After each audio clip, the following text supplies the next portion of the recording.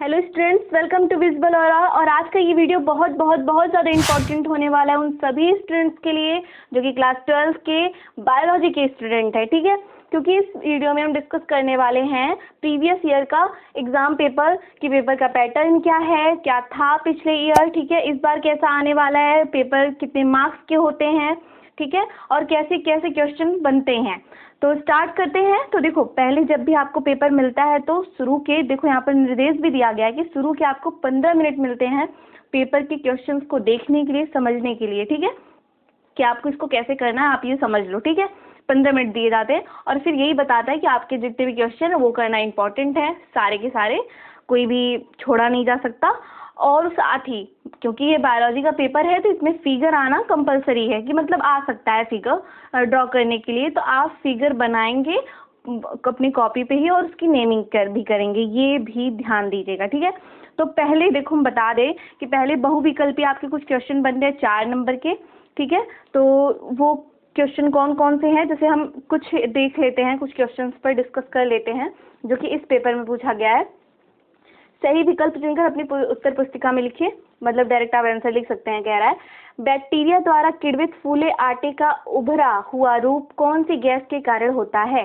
तो वो गैस कौन सी है, यहाँ पर ऑप्शन है O2, CO2, SO2 और NO2। ठीक है, तो यहाँ पर कौन सा होगा, CO2 यानी कार्बन डाइऑक्साइड गैस के कारण क्या होता है, आटे में उभार आता है, वो फूलता है। ठीक है, सेकेंड हमारा नेक्स्ट क्वेश्चन क्या है, किसने पुष्टि की है कि डीएनए एक आनुवांशिक पदार्थ है। तो ध्यान दीजिएगा, इसका सही आंसर क्या होगा, अल्फ्रेड हर्शे और मार्था चेस, यानी कि हर्थ, या फिर हम कह सकते हैं हर्शे और चेस।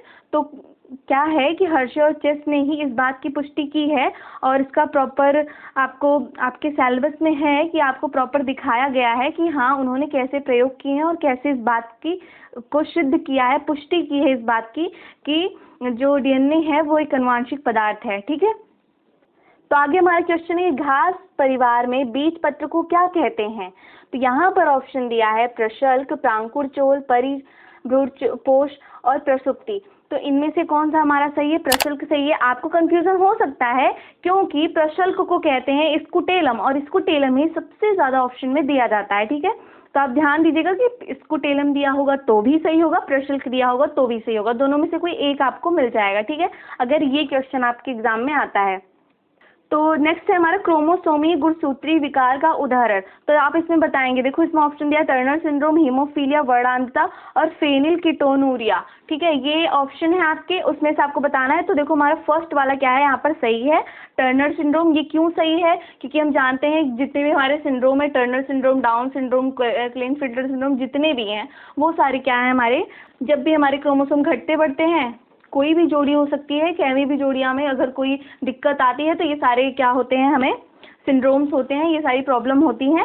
लेकिन जो हीमोफीलिया है, वर्णांतता है, ये सारे क्या है हमारे आनुवांशिक हैं। ठीक है ना, जेनेटिक है, ये जनरेशन से चलती आती है, मतलब जनरेशन बाई जनरेशन किसी में भी हो सकता है। ठीक है, लेकिन ये टर्नर सिंड्रोम हमारा ऐसा नहीं है। आगे हमारे क्वेश्चन देखो बढ़ते हैं तेजी से। आगे हमारा क्वेश्चन पूछा है निश्चित उत्तरीय प्रश्न। तो निश्चित उत्तरीय प्रश्न में आपका पहला है, स्त्रीकेसर जायांग का नामांकित चित्र बनाइए। आपको बस स्त्रीकेसर का चित्र बनाना है, उसकी नेमिंग करनी है। सेकंड है हमारा नाइट्रोजन स्थितीकरण करने वाले 2 सूक्ष्म जीवों का नाम लिखिए। यहाँ पर भी आप लिख सकते हैं 2 सूक्ष्म जीवों का नाम, जैसे बैसिलस और एक होता है राइजोबियम, ये 2 आप लिख सकते हैं आराम से। ठीक है, तो और अगर आपको कोई और पता हो तो आप उसको भी लिख सकते हैं। जैसे विषम युग्मकता क्या है, कह रहा है कि हेट्रोजाइगस जाइगोट के बारे में पूछ रहा है यहाँ पर। तो देखो विषम युग्मता यानी कह रहा है, विषम यानी कि 2, मतलब सम नहीं है, मतलब समान नहीं, एक तरह से हम कह सकते हैं। तो यहाँ पर आप बता सकते हैं कि इसका एक एग्जाम्पल दे सकते हैं, ह्यूमन आप बता सकते हैं कि जिनमें जो क्या होते हैं, जाइगोट होते हैं, वो समान आकार के नहीं होते हैं, उसी को विषम युग्मक कहते हैं ना। आप बता सकते हैं जैसे ह्यूमन, जैसे कि XX होते हैं फीमेल का और मेल का होता है XY। ठीक है, तो एक प्रकार के नहीं है, आकार में अलग अलग हैं। और आप तो जानते हो आकार में अलग होते हैं, आपने पढ़ा है बढ़िया तरह से, तो आप बढ़िया तरह से जानते हो कि अलग होते हैं, इस वजह से ये क्या होते हैं, हेट्रोजाइगस होते हैं, जाइगोट। तो इसी को कहते हैं विषम युग्मकता। आगे है जल विद्युत कण संचलन, यानी कि जेल इलेक्ट्रोफोरेसिस प्रोसेस की यहाँ बात कर रहा है।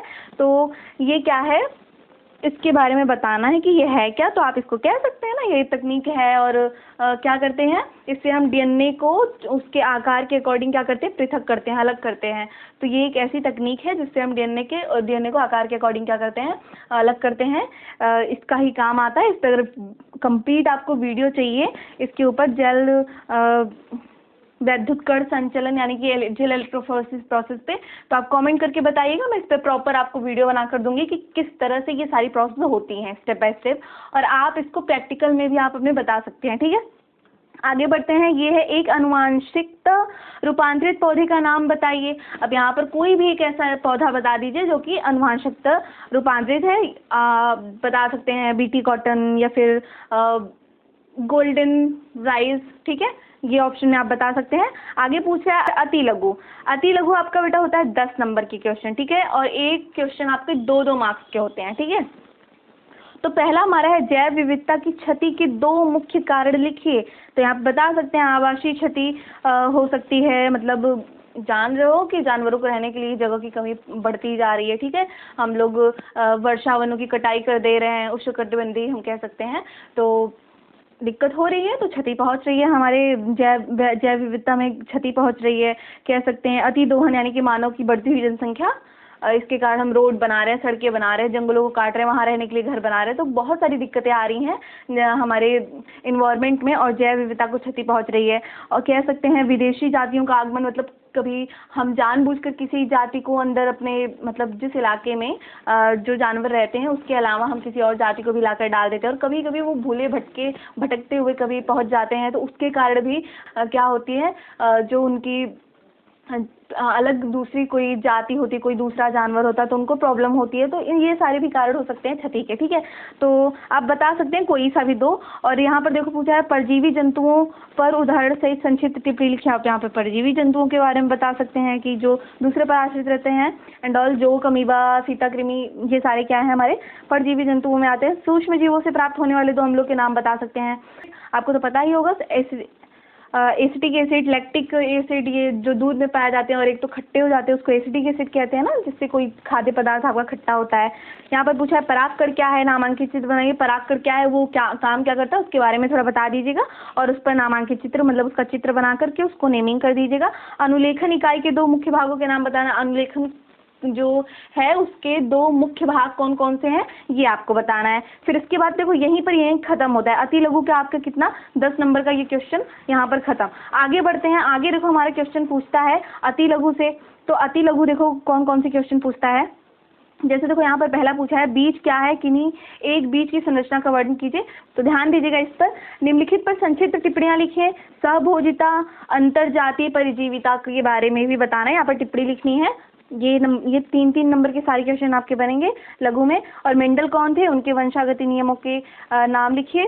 मेंडल के बारे में बताना है कि वो एक्चुअल में थे कौन, और उन्होंने कौन कौन से वंशागति के लिए सिद्धांत दिए हैं, ये सारे नाम लिख दीजिएगा कौन कौन से दिए हैं। ठीक है, सहज प्रतिरक्षा से आप क्या समझते हैं, सहज प्रतिरक्षा कितने प्रकार के होते हैं, कितने प्रकार के रोध होते हैं, सॉरी। तो आपको बताना है सहज प्रतिरक्षा क्या है और सहज प्रतिरक्षा में कितने प्रकार के रोध होते हैं, ये आपको डिटेल में बताना है। ज़्यादा लॉन्ग मत लिखिएगा क्योंकि लघु है, फिर भी बताइएगा क्योंकि 3 नंबर के मार्क्स हैं इसमें प्राप्त होने वाले आपको। तो आगे बढ़ते हैं। तो नेक्स्ट क्वेश्चन है आपका 5 वाला, न्यूक्लियोसोम का सचित्र वर्णन कीजिए।